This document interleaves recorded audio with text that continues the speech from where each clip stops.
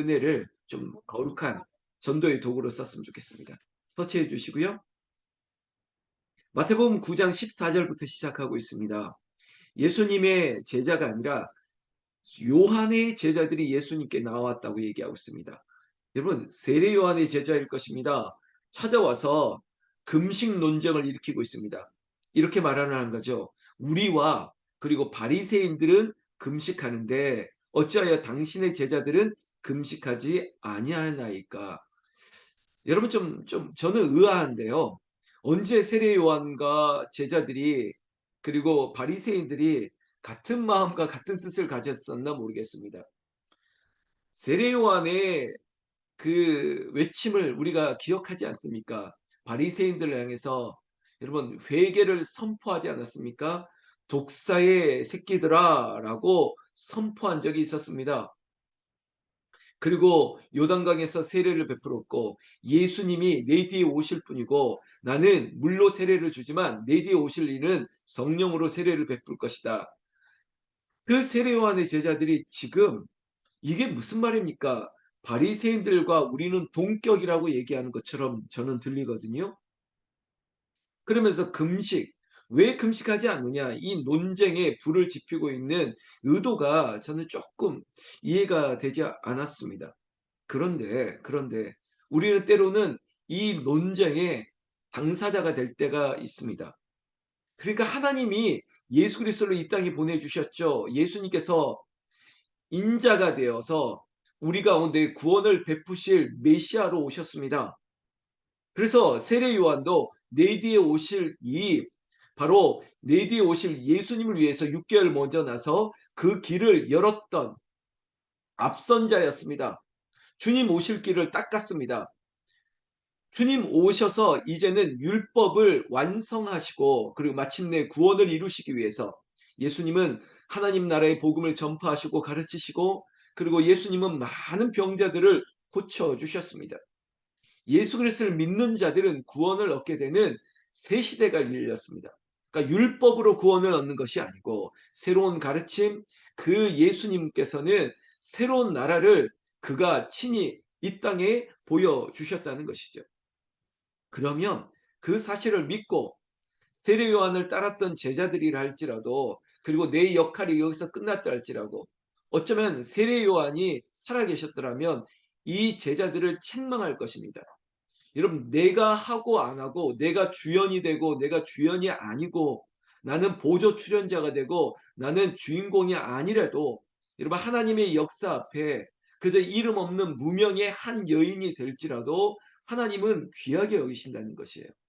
여러분 이건 물질로 보더라도 예수님께서는 그저 동전 두닙이나 아니면 부자의 많은 것을 비교했을 때 우리의 시선은 많은 것에 시선이 가지만 예수님은 아니에요. 중심을 보시는 것이지 않습니까? 그래서 영화나 이런 출연자들 중에 센 스릴러가 있습니다. 아주 짧은 배역임에도 불구하고 짧은 역할임에도 불구하고 시선을 사로잡는 그 역할들이 있습니다. 우리는 앞서야 되고 보여야 되고 그리고 내가 늘 앞장서야 된다고 생각하지만 아니에요. 시대는 바뀌는 겁니다. 그런데 그 시대가 바뀌는 것을 야 나는 이제는 소용이 없게 됐구나. 나는 이제는 역할이 끝났구나.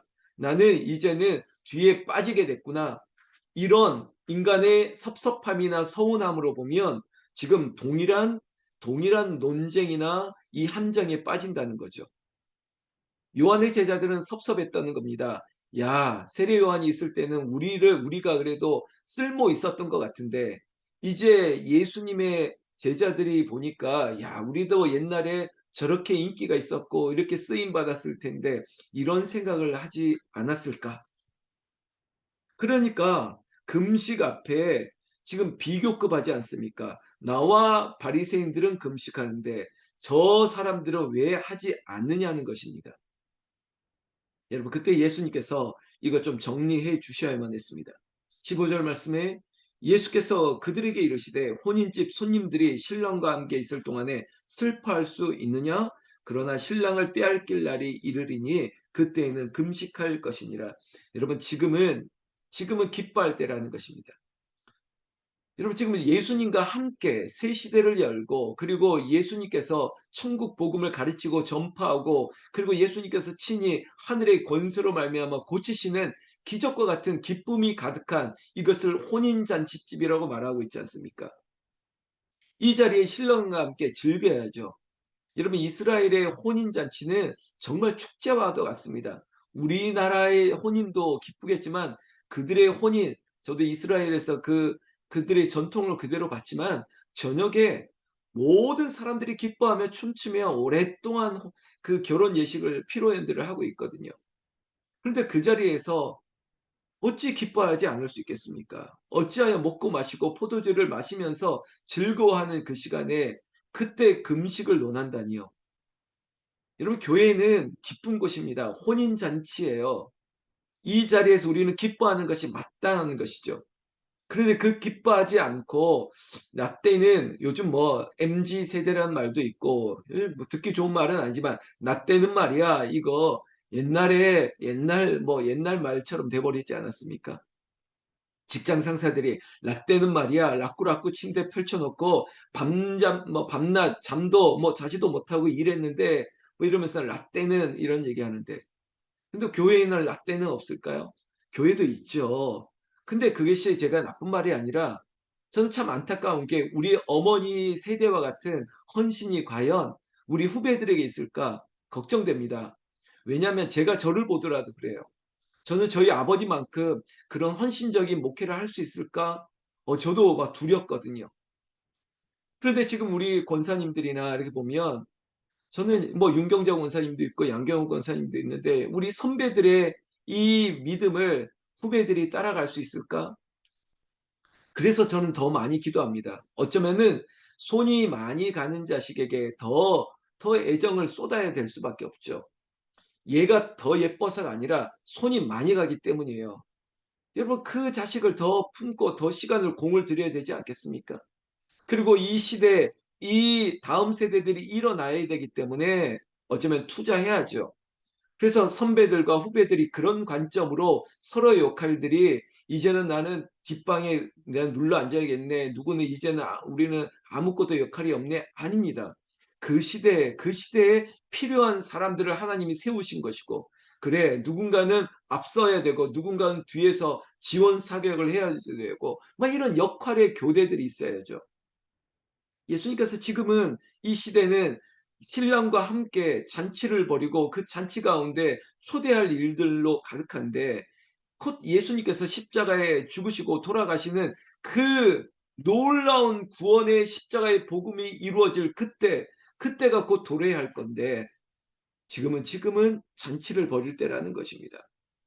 그러면서 그 역할에 대해서 말씀하시고 비유를 들어 얘기했던 것이 16절 보십시오. 생배 조각을 낡은 옷에 붙일 수 없다.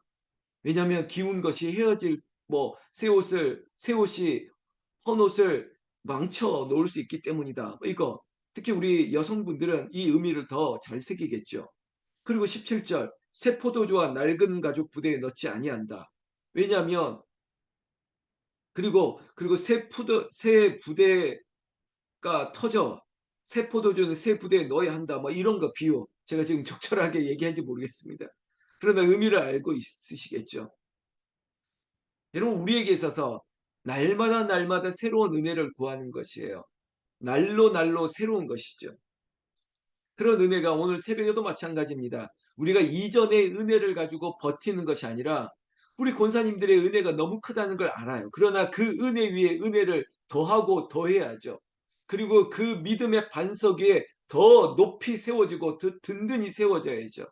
우리 새벽을 깨우는 특별히 우리 믿음의 선배들의 믿음이 그 은혜가 후배들에게 본이 되고 그리고 그 후배들이 앞장설 수 있는 큰 주초와 같은 정말 든든한 뒷배가 되어 주시기를 주의 이름으로 축원합니다.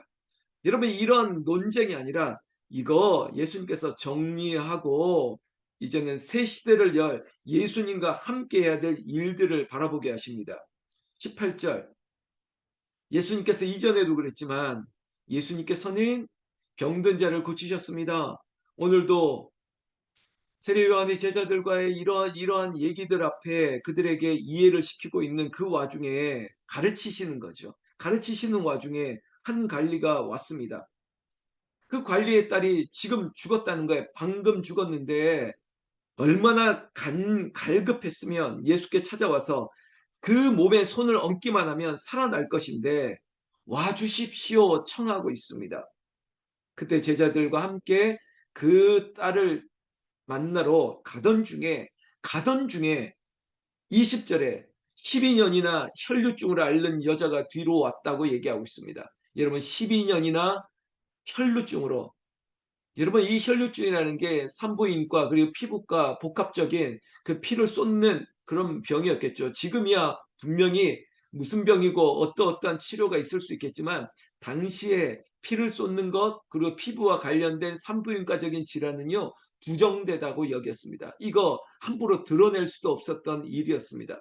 그런데 그 여인 이 병으로 12년이나 앓고 있었는데 예수가 오시고 지나간다는 소문을 듣고 가만히 뒤로 와서 만날 수는 없고 그리고 너무나도 많은 무리 가운데 둘러싸여 있는 예수님을 어떻게라도 옷가 겉옷가라도 만지기를 원했습니다. 그렇게 예수님 뒤로 와서 그 겉옷가를 만지니 21절 보십시오.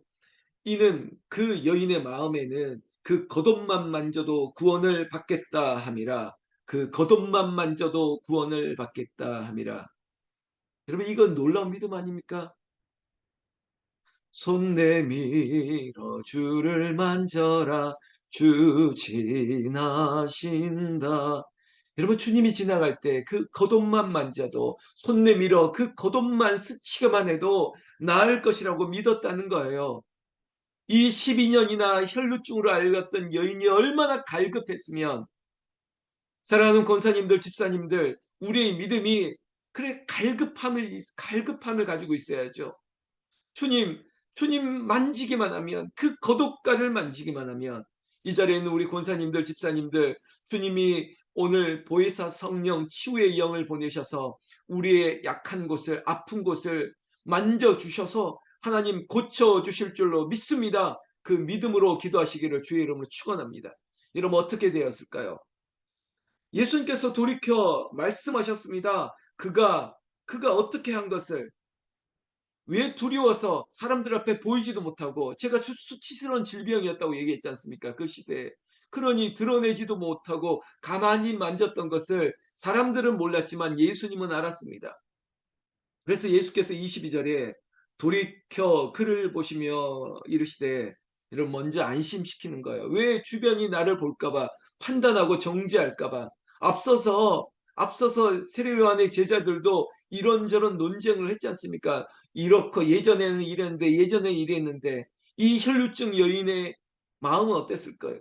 그러니까 율법으로 따지면 내가 여기 있는 것이 돌 맞아 죽을 수도 있는데 손가락질 당할 수도 있는데 조심스럽게 예수님께 나왔던 그 여인을 예수께서 아신다는 거예요. 그리고 먼저 이런 단어를 씁니다. 안심하라. 따라 안심하라.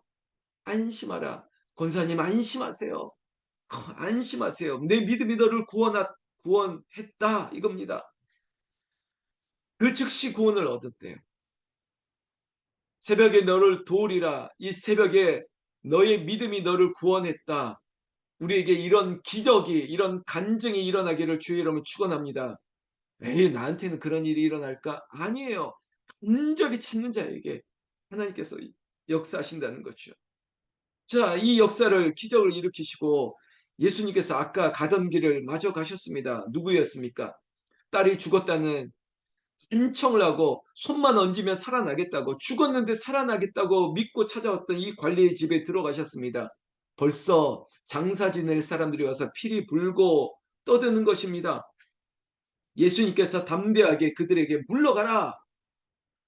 이 소녀가 이 딸이 죽은 것이 아니라 자는 것이다라고 얘기하니까 여러분 벌써 장사를 치르러 왔던 사람들이 왜 모르겠습니까? 인간적으로 보면 이거는 뻔하고 당연한 것이죠. 죽었다니까요. 죽었는데 아니 도대체 저 예수라는 사람이 뭐길래 그들의 반응은 딱 이 한 줄로 설명됩니다. 비웃었다는 거죠. 그들이 비웃더라. 여러분 비웃으십니까? 여러분들 여호와의 이름을 망령되이 일컫지 마십시오. 여러분 능치 못할 것이 없다라고 했는데 하하 피시 웃습니까? 마치 아브라함의 아내 됐던 사례처럼 비웃는 것입니까? 에휴 뭐 그런 일이 설마 허허허 웃기시네 막 이러면서 이런 비웃지 마세요. 여러분 하나님이 하실 일들을 설마 설마 그리고 말도 안 돼 웃기시네. 여러분 혹시 그렇게 말씀하십니까? 아니에요. 예수님께서는 그 무리들을 내보내셨습니다. 그런 자들은 필요 없다. 내보내시는 거예요. 바깥 어두운 곳에 슬피 울며 이를 갈 것 같이 내보내셨습니다. 그리고 예수님께서는 그 집에 들어가사 소녀의 손을 잡으시면서 일어나라! 달리다굼! 일어나라! 어떻게 됐습니까? 여러분 일어났습니다. 일어났다는 겁니다. 일어났다는 건 살아났다는 것입니다. 죽은 자가 살아났습니다. 예수님은 죽은 자를 살리시는 산을 옮기시는 믿음, 능력 예수님께 있다는 것입니다. 비로소 그 소문이 온 땅에 퍼지게 되었다고 얘기하고 있습니다. 여러분 너는 이걸 보고 믿느냐 보지 않고 믿는 자도 있습니다. 여러분 기적을 통해서 믿는 믿음도 좋지만 예수님이 말씀하시면 그대로 되겠나이다. 예수님의 말씀이 성경의 말씀이 나에게 그대로 역사할 줄로 믿습니다. 표적을 보고 믿는 것이 아니라 우리는 말씀을 보고 믿는 것이에요. 우리에게 말씀이 능력이 되는 것입니다. 오늘 사랑하는 권사님과 집사님들 이 새벽에 제 마음이 뜨겁습니다. 여러분들의 심령에 여러분들의 현상과 자리에 오늘도 제가 누구의 집에 갈 텐데 그 자리에서 역사가 일어나기를 원하고 하나님께서 대로가 시온의 대로가 열리기를 원하고 묵은 땅이 다시 한번 뒤집어지고 그리고 우리에게 불신이 믿는 마음이 되고 그리고 우리에게 병 낫는 치유의 역사가 일어나고 이 새벽에도 이제 제가 기도하고 난 뒤에 각자의 기도 가운데 성령께서 따라 안심하라. 오늘 이 자리에 있는 우리 어머님들 아닙니까? 여성들 아닙니까? 예수님께서 보혜사 성령을 보내서 따라 안심하라. 어떤 문제든지 문제보다 크신 우리 주님이 오셔서 안심하라. 내가 너와 함께함이라. 친히 손을 얹으시고 그리고 손잡아 일으키시면서 우리에게 달리다금 하시는 역사가 모든 새벽을 깨우는 특별히 이 자리에 있는 한 분 한 분에게 제가 이름을 부를 여러분들에게 이 역사가 일어나기를 나는 우리 주 예수님의 이름으로 축원합니다. 축원합니다. 기도하겠습니다.